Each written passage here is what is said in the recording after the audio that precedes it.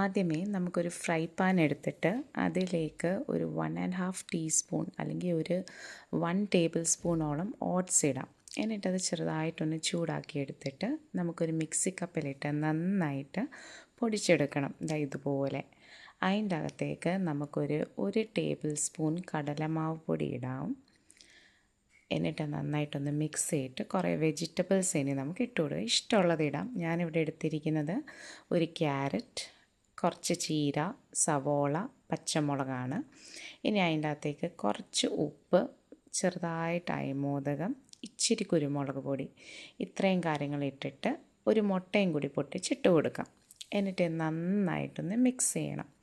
Mix ചെയ്തതിൻ്റെ ശേഷം നമുക്ക് ആവശ്യത്തിനുള്ള വെള്ളം ഇതിലേക്ക് ഒഴിച്ചു കൊടുക്കാം. എന്നിട്ട് ഒന്നും കൂടി ഒരു ഇച്ചിരി തിക്കായിട്ടുള്ള ഒരു ബാറ്റർ, എന്നാൽ ഒത്തിരി ലൂസും ആവല് തിക്കും ആവല്, അങ്ങനെ ഒരു ബാറ്ററായി കഴിയുമ്പോഴേക്കും നമുക്കൊരു ഫ്രൈ പാൻ ചൂടാക്കാൻ വെക്കാം. അതിലേക്ക് കുറച്ചെണ്ണ, വളരെ ചെറിയ എണ്ണ നമുക്കിങ്ങനെ സ്പ്രെഡാക്കി കൊടുക്കണം. എന്നിട്ട് അതിലേക്ക് അതൊന്ന് ചൂടായി കഴിയുമ്പോഴേക്കും നമുക്ക് അതിൻ്റെ അകത്തേക്ക് നമ്മുടെ ഈ ബാറ്റർ ഒഴിച്ചു കൊടുക്കാം. എന്നിട്ട് ഇതുപോലെ ഒന്ന് സ്പ്രെഡാക്കിയിട്ട് ഒരു 1½ മിനിറ്റോളം അതൊന്ന് അടച്ച് വെക്കണം. അപ്പോൾ ഒരു സൈഡ് ഇതുപോലെ മുരിഞ്ഞ് വരും. തിരിച്ചിടുക, ആ സൈഡ് ഇതുപോലെ മുരിച്ചെടുക്കുക. നമ്മുടെ ഹെൽത്തി, ടേസ്റ്റി, ക്രിസ്പി ആയിട്ടുള്ള ഒരു റെസിപ്പി ഇവിടെ റെഡിയാണ്. വെയ്റ്റ് ലോസിന് പെർഫെക്റ്റാണ്.